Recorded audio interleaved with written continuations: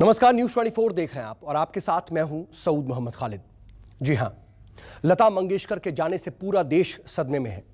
लता भारत की स्वर कोकिला थीं, लेकिन उनकी सुरीली आवाज ने कभी किसी बंदिश को नहीं माना।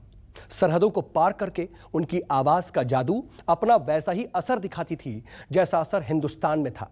लता की आवाज का असर, उनके जादू और उनकी आवाज के लाखों दीवाने सरहद पार पाकिस्तान में भी हैं। सारे जहां से अच्छा हिंदोस्तां हमारा लिखने वाले मशहूर शायर अल्लामा इकबाल के नवासे मियां यूसुफ सलाहुद्दीन हमारे साथ इस वक्त पाकिस्तान से जुड़े हुए हैं। सालों पहले यूसुफ साहब ने विरसा हेरिटेज रिवाइव्ड में दो सितारों का मिलन नाम से एक प्रोग्राम पेश किया था, जिसमें उन्होंने हिंदुस्तान की लता और पाकिस्तान की मैडम नूरजहां के नगमों और विरासत का अनोखा मेल पेश किया था। सुर साम्राज्ञी लता ने हमें अलविदा कह दिया है। हिंदुस्तान उदास है, पाकिस्तान भी गमज़दा है। यूसुफ साहब इस वक्त हमारे साथ पाकिस्तान से मौजूद हैं। यूसुफ साहब, न्यूज़ 24 पर बहुत स्वागत आपका। सर, क्या कहेंगे आप? लता जी अब हमारे बीच नहीं हैं, पाकिस्तान उन्हें कैसे याद कर रहा है? जो मौसीकी होती है उसकी तो वैसी कोई बाउंड्री नहीं होती। आप देखें, हमारे बड़े सगीर के जो नौजवान हैं, हमारे बच्चे, हमारे लोग हर किस्म की मौसीकी को वो एंजॉय करते हैं। वेस्टर्न भी सुनते हैं, अपनी लोकल म्यूजिक भी सुनते हैं, और इसकी कभी कोई सरहद नहीं, म्यूजिक की कभी कोई सरहद नहीं होती। तो यहाँ लाखों बल्कि करोड़ों मद्दाह हैं लता जी के। और मुझे याद है कि जब मैं और कभी नुसरत फतेह अली खान साहब हम इकट्ठे बैठा करते थे, अब अपनी निजी महफिलें करते थे और कुछ ना कुछ, तो खान साहब बहुत लता जी को गाया करते थे। बड़ी उनकी पसंदीदा, क्या कहते हैं, वो गुलकारा थी। इसी तरह आप देखिए कि कल उनका इंतकाल हुआ, और मैं समझता हूं कि अगर आप हमारा सोशल मीडिया देखें तो है कोई, पता नहीं, कोई कम ही ऐसे लोग होंगे जिन्होंने इस तकलीफ का और दुख का, जिनको एहसास नहीं था, उन्होंने अपना इजहार किया। और इतनी इतनी खूबसूरत लोगों ने ट्वीट्स भी की। हमारे वजीर आजम ने भी ट्वीट की, और बहुत से हमारे जितने सिंगर्स हैं, जो हमारे सेलिब्रिटीज हैं, उन्होंने बिल्कुल लता जी का इस दुनिया से जाना जो था उसको उस पे बड़े दुख का इजहार किया। जी वाकई यूसुफ साहब, अभी आपने अपने प्रधानमंत्री इमरान खान साहब के ट्वीट का जिक्र किया। उनके ट्वीट को देख करके ऐसा लगता है ना कि मानो संगीत के अंदर वो ताकत है जो इंसान की बनाई हुई जो सरहद की लकीरें हैं, मानो उसे वो मिटा देती है ना? देखें, बात यह है कि जो हकीकत तो यह है कि जो सरहद की लकीरें तो नहीं मिटाई जा सकती, लेकिन म्यूजिक हैज नो बाउंड्रीज। इसको नहीं कोई रोक सकता। खान साहब खुद भी अपना, he is been a great fan of Lata ji. हम कई दफा उनके उनके गाने वगैरह हम सुना करते थे। बल्कि वो मुझे याद है, कौन सी एक फिल्म थी, शायद तीसरी मंजिल, वो बड़ी उनकी फेवरेट फिल्म है। और आई थिंक उसमें शायद लता जी के भी गाने हैं और आशा जी के भी हैं, दोनों के ही हैं उसमें। तो ये चीज अभी कॉमन चीजें हैं कि हमारे यहाँ, जिस तरह मैं आपको बता रहा था कि जब निजी महफिलें होती हैं या बड़ी बड़ी महफिलें भी या कॉन्सर्ट्स होते हैं, उसमें तो सारे, क्योंकि वो टेलीवाइज जो नहीं होती, उसमें तो सारे गाने जो हैं वो गाए जाते हैं, इधर के भी उधर के भी। उधर भी मैं देखता हूँ कि आतिफ असलम के गाने गाए जाते हैं, राहत जी के गाए जाते हैं, नुसरत फतेह अली खान साहब के गाने गाए जाते हैं, नूरजहां के गाने गाए जाते हैं, क्योंकि दोस्त शेयर करते रहते हैं। जी वाकई, लेकिन लता हिंदुस्तान का सबसे बेशकीमती हीरा थी यूसुफ साहब। लेकिन इसके बावजूद पाकिस्तान में भी लता जी के चाहने वालों, उनके मुरीदों की कोई कमी नहीं है। सरहद पार लता जी को आप कैसे याद करते हैं? क्योंकि सरहद पार भी उनके तमाम मुरीद मौजूद हैं। उन्हें कैसे याद किया जाता है? कैसे लोग उन्हें याद करते हैं? किस तरीके से देखते हैं लता जी के जी संगीत? बिल्कुल, मेरा मतलब है कि आप तो काफी सालों से लता जी नहीं गा रही थी, और जैसे कि हमारा ये एक जमाना जो है, वो वक्त के साथ साथ तब्दीली भी आई, और नौजवान जो है उनका म्यूजिक का ट्रेंड भी जो है बदला। लेकिन लता जी की जो जो गायकी थी, या उनके जो गाने, अब देखिए 50,000 सॉन्ग्स शी sang। 70 साल का उनका करियर था सिंगिंग का, और 50,000 गाने, कोई कहने की, मुंह से कहना बड़ा आसान है, लेकिन मैं तो नहीं समझता कि अब कोई भी ऐसा कोई फनकार आएगा जो इतनी तादाद में और इतनी आला मेरा मतलब है क्वालिटी की अपनी गायकी और म्यूजिक अब दे। जी यूसुफ साहब, आज हम अपने व्यूअर्स को आपके दो सितारों का मिलन जो प्रोग्राम था उसकी वो झलक भी दिखाने वाले हैं, जिसमें आपने मैडम नूरजहां और लता दी के विरासत को एक सुर में पिरोया था। ये दोनों कलाकार काबिलियत के शिखर पर हैं। दुनिया भले ही इन दोनों को लगातार उनका मुकाबला करती रहे, लेकिन सच असल में यही है कि ये नूरजहां और लता दी में गहरी दोस्ती थी। ये बात किसी से छिपी नहीं है। अगर मैं आपसे पूछूं कि उनकी दोस्ती के कुछ किस्से, कुछ ऐसे वाकयात जो आप बता सकें हमारे साथ, अगर कुछ फैक्ट्स आप शेयर कर सकें। अल्लाह ताला की, खुदा की देन है ये, इस तरह की जो आवाजें होती हैं या इस तरह की जो गायकी होती है, ये तो एक ऊपर से अता होती है चीज आपके। तो मैं समझता हूँ कि ये बहुत ही अपना, और लता जी जो थी, वो आपको इल्म है, वो अपना मैडम नूरजहां को अपना गुरु भी मानती थी और उनकी बहुत मोहब्बत थी, बहुत प्यार था। नूरजहां ने भी बहुत खूबसूरत बातें लता जी के बारे में की हैं और लता जी ने भी इसी तरह, वाइसी वर्सा। तो उनमें, उन दोनों में कभी भी कोई आपस में कहीं नजर नहीं आया कि उनकी कोई कंपटीशन था, क्योंकि जो फनकार जो होता है वो कम्पीट नहीं करता। फनकार जो है वो अपना जो फन है उसको लोगों तक लेके जाता है। तो ये तो आजकल के जमाने की बात है कि नंबर 1 कौन है और नंबर 2 कौन है। वैसे यूसुफ साहब, कहा यह जाता है कि लता दी और नूरजहां एक दूसरे से मिलने के लिए वाघा बॉर्डर पर भी पहुंचती थी, क्योंकि देखिए कई किस्सों की बात हो रही है तो असल में एक किस्सा मुझे याद आता है कि वो लोग बाकायदा एक दूसरे से मुलाकात करने के लिए वाघा टोरी बॉर्डर पहुंच जाती थी। एक दूसरे की वो पसंदीदा खाने की चीजें ले जाया करती थी और घंटों एक दूसरे से वहां पर बातें भी किया करती थी। इसके बारे में अगर आप अपने अल्फाज में कुछ बता सकें, कुछ आपको मालूम हो इसके बारे में। जी। अब मैं उसका ऐनी शायद तो नहीं उस वाकये का, लेकिन बिल्कुल ये सुनने में आया है कि उनकी मुलाकातें होती थी और मैडम तो जाया भी करती थी। लता जी तो कभी तशरीफ नहीं लाई पाकिस्तान, ऑलमोस्ट एक दफा उनका आने का हो गया था, फिर वो बीच में कुछ सिलसिला कुछ और हो गया, उन्होंने तशरीफ लाना था यहाँ। और मैडम को आपको पता है कि जो फनकार होते हैं, खासतौर पे गुलकार जो होते हैं, उनको खाने का बहुत शौक होता है और अच्छा खाना। और मैडम तो खुद भी, मैंने सुना है कि जब जाती थी तो खाना खुद पका के ले जाती थी अपने हाथ से, जब ये इनकी मुलाकात होती थी। एक वक्त में तो बॉर्डर पे आना जाना खुला था। 58 से पहले मुझे याद है कि मेरे वालिदैन और उनके friends Amritsar, they could drive to Amritsar अपनी गाड़ी में, बॉर्डर क्रॉस करके, हलवा पूड़ी वहां का बड़ा मशहूर है अमृतसर का, तो वो खाने जाया करते थे। इसी तरह एक वक्त में बड़ा अच्छा माहौल हो गया था। बहुत से हमारे दोस्त जो हैं हिंदुस्तान से यहाँ अपना तशरीफ लाते थे। आमिर खान और किरण आए, रेखा जी आई, कबीर बेदी आए, विनोद खन्ना, ये तो मेरे अपने दोस्तों में साथ मेरी दोस्ती शामिल है। नसीरुद्दीन शाह साहब बहुत दफा आए और मेरे यहाँ ही ठहरते हैं जब भी वो पाकिस्तान में आते हैं। तो एक बड़ा ये एक है। अब कोशिश ये होनी चाहिए दोनों तरफ से कि जो सरकार है वो भी कुछ थोड़ा सा लचक जो है वो दिखाए, ताकि हाँ लचक दिखाए, ताकि ये कम से कम पीपल टू पीपल कांटेक्ट जो है ये तो रहना चाहिए। यूसुफ साहब, विरसा हेरिटेज रिवाइव जो आपका प्रोग्राम था, आपने इस शो के जरिए आपने हिंदुस्तान और पाकिस्तान के आर्ट, कल्चर और फनकारों, आर्टिस्ट को, इन सब को एक तरीके से जोड़ा था और इन सब के साथ गहराई से जुड़े भी थे। हम दर्शकों को यह बताएं कि इस शो में अगर एक तरफ राहत फतेह अली खान होते थे तो वहीं गालिब के नाम सजी इस महफिल में हिंदुस्तान के जाने माने एक्टर नसीरुद्दीन शाह भी खास मेहमान हुआ करते थे। भारत के गायकों जैसे कि उस्ताद रजा अली खान साहब, मंजरी असनारे, प्रतिभा सिंह बेघल, रेखा सूर्या और सुची सुमिता सेन जैसे तमाम लोग इस प्रोग्राम में शिरकत करते थे और उन्होंने यहां पर परफॉर्म भी किया। लेकिन यूसुफ साहब, अगर मैं पूछूं कि कैसे शुरुआत हुई इस शो की, क्या कॉन्सेप्ट था, कैसे ये दिमाग में आया, अगर आप ये बता सके, हम ये जानना चाहेंगे।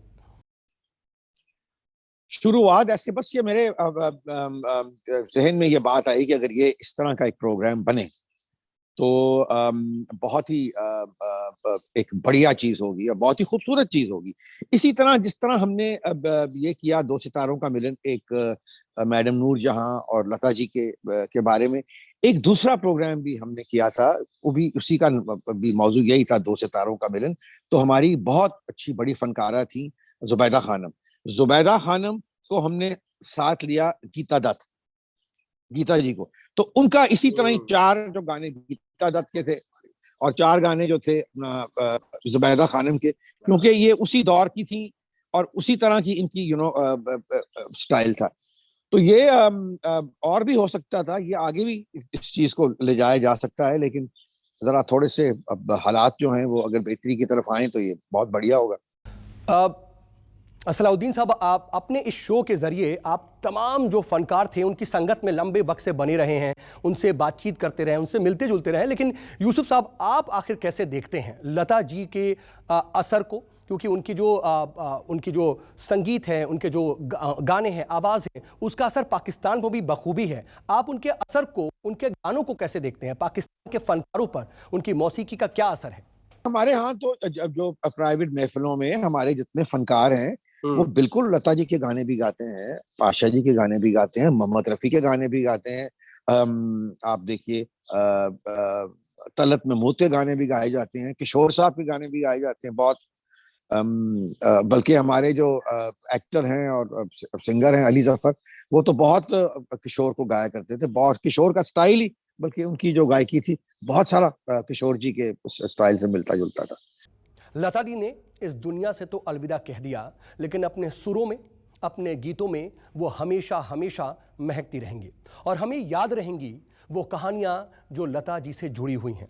आइए आपको दिखाते हैं सरहद पार पाकिस्तान में लता और उनकी गुरु, उनकी दोस्त मैडम नूरजहां की सरगमों को एक साथ जोड़ती उस शाम की झलक, जिसे देखकर आप कह उठेंगे, 2 सितारों का मिलन आज की रात।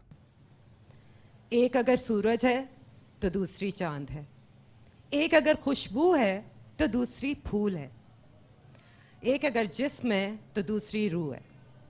आप लोग समझ ही गए होंगे कि इस मुकाम पे बरे सगीर में ऐसी 2 कौन सी सिंगर्स हैं। जी हाँ, आज का प्रोग्राम हम डेडिकेट कर रहे हैं मलका तरन्नुम नूरजहां और voice of India Lata Mangeshkar को।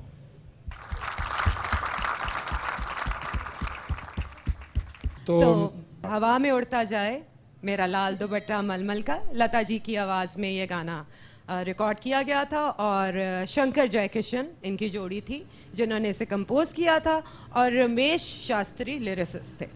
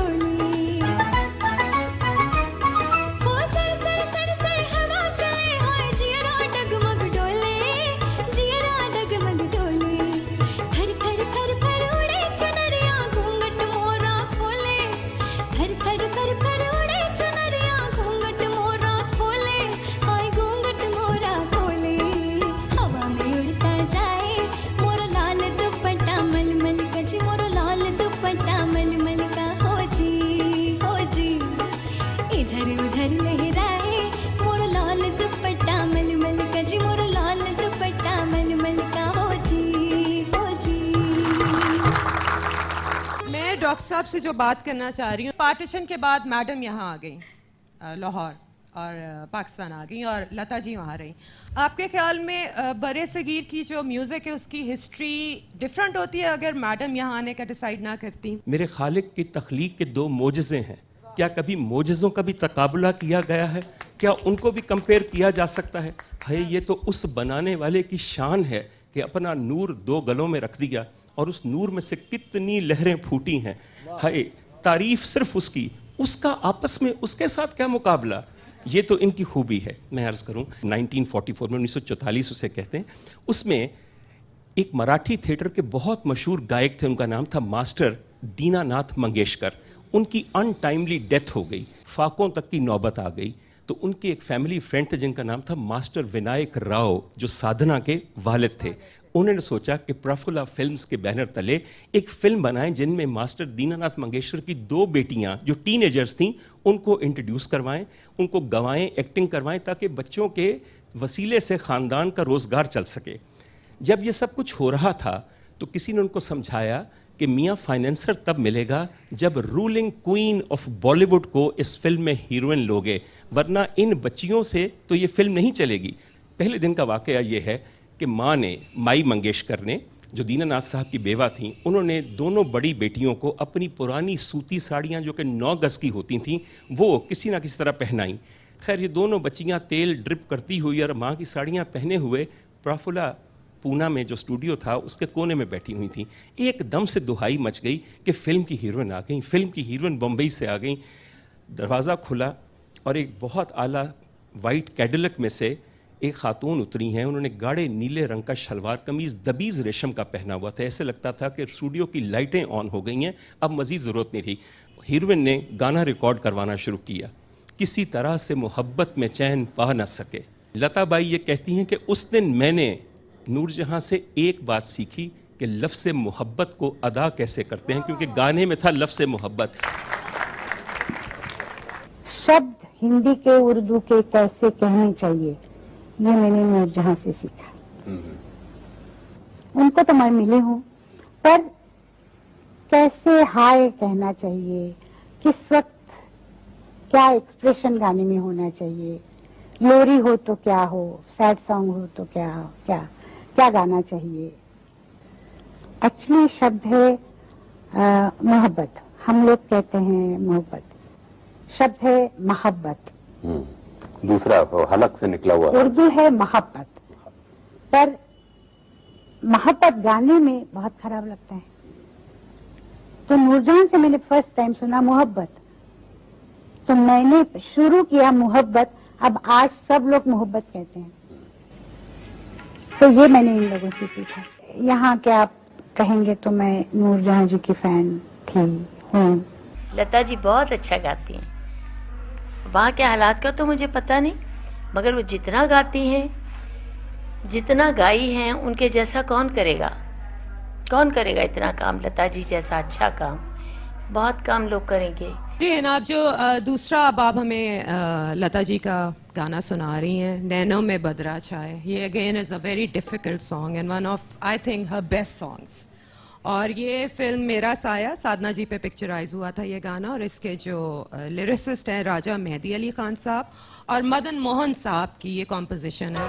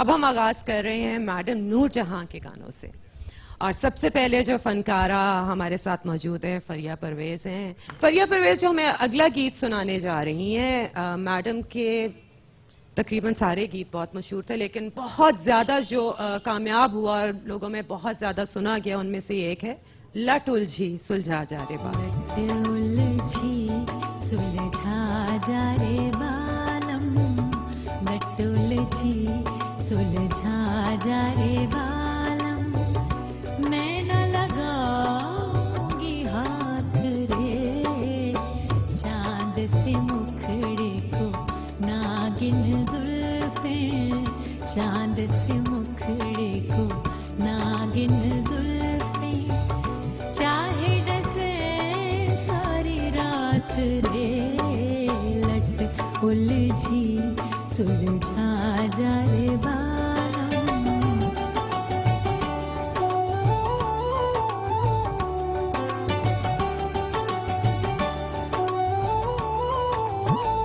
पहले हमको छेड़ रही थी जुल्मी हवा मस्तानी, पहले हमको छेड़ रही थी जुल्मी हवा मस्तानी, मन की बत्तियां लिखने बैठी, मन की बत्तियां लिखने बैठी, जल गई ये दीवानी, बैरन लट क्या तोड़ सकेगी, बैरन लट क्या तोड़ सकेगी, तेरा मेरा साथ रे, लट उलझी सुलझा जा रे बालम। आज का प्रोग्राम मैडम जी और लता जी को हम खराजे अकीदत पेश कर रहे हैं, और जिस तरह उन्होंने अपनी अपने मुल्कों का नाम रोशन किया, आप भी मैडम की तरह हमारे मुल्क का नाम रोशन कर रहे हैं, और जिस तरह इंडिया ने मैडम को हमेशा चाहा, अब भी चाहते हैं, उसी तरह आपको भी बहुत चाहते हैं। बहुत शुक्रिया। इन दो बड़े सिंगर्स के बारे में आप आजकल के एक बहुत बड़ा नाम है, आप क्या कहेंगे? इन्होंने मुझे कहा कि मियां साहब ने कि आपने लता जी और मैडम नूरजहां के बारे में कंपेयर करिए आप कि इनमें क्या चीज़ मुख्तलिफ क्या है और कि कैसे ये एक कैसे है। तो मैं बहुत सोचा, मेरी तो औकात ही नहीं थी कि मैं कुछ इन दो बड़े लेजेंड्स जो हैं हमारे दोनों सब कॉन्टिनेंट के, उनके बारे में मैं एक छोटा सा एक इंसान कुछ बात कर सकूं। वर्थ नहीं होगी उस चीज़ की, बट जो मुझे समझ आई, नाकस सी सोच है कि एक मेलोडी क्वीन है और एक मलका तरन्नुम नूरजहां। मैं सिर्फ छोटी सी बात अर्ज करना चाहता हूं कि जब हम मैडम और लता का दोनों का जिक्र कर रहे हैं तो फिर एक साहब का जिक्र बेइंतहा जरूरी है, और उसमें लाहौर से एक ताल्लुक और एक बहुत बड़ा गहरा रिश्ता पैदा होता है।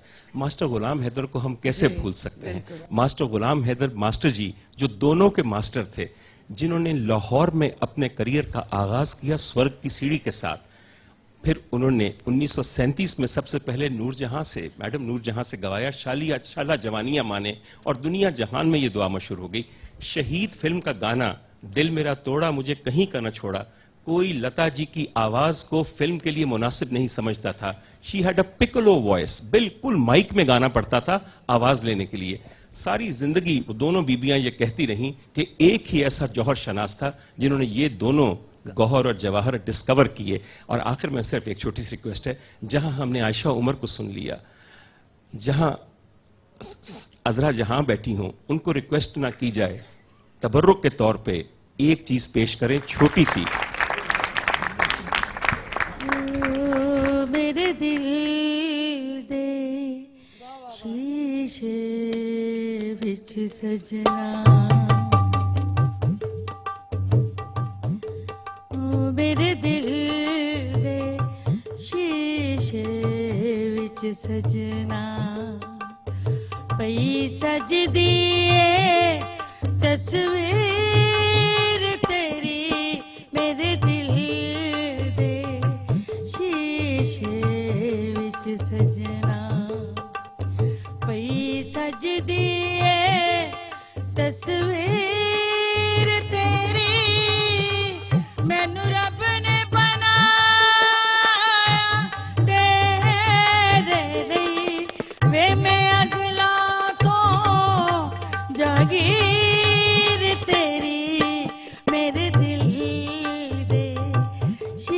शीशे विच सजना पई सजदी है तस्वीर तेरी मैनू रब ने बनाया तेरे रही वे मैं अजला तो जागीर तेरी मेरे दिल दे शीशे विच सजना। इन दोनों फनकारों में कोई मुकाबला तो नहीं। अगर पार्टीशन के बाद मैडम पाकिस्तान आने का फैसला ना करती तो सब कॉन्टिनेंट के म्यूजिक की हिस्ट्री जरूर फर्क होती। और दोनों अपनी अपनी जगह ऊंचे मकाम पे बैठी हुई हैं, बैठी रहेंगी। वहां से अगर आवाज उठती थी ए मेरे वतन के लोगों, तो यहाँ से गूंज उठती थी ए मेरे वतन के सजीले जवानों। तो कोई मुकाबला नहीं है, सिर्फ प्यार है, टैलेंट है और बाकी सब चीज़ों में हमारे जितने भी डिफरेंसेस रहे, लेकिन आर्ट्स, मौसीकी, एक्टिंग, इसमें हमें मिलजुल के काम करना है, क्योंकि इसी से इस पूरे खत्ते के काम में बेहतरी आएगी। इसी के साथ मुझे इफ़त उमर और यूसुफ सलाहुद्दीन को इजाज़त दें। खुदा हाफ़िज़।